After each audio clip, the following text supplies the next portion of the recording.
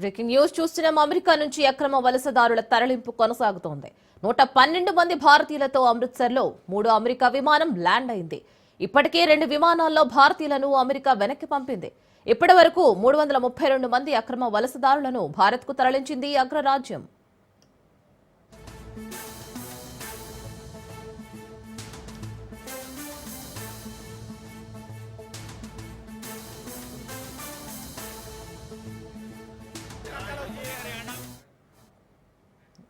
Breaking news చూస్తున్నాం. America నుంచి అక్రమ వలసదారుల తరలింపు కొనసాగుతోంది.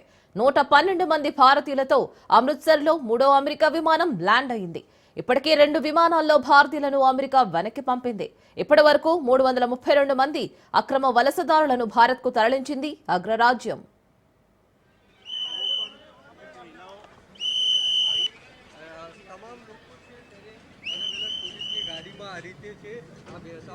ये हरियाणा के साथ जो डिपोर्ट हुए हैं उनको वापस अपने साथ लेके जा रहे हैं पुलिस की गाड़ी।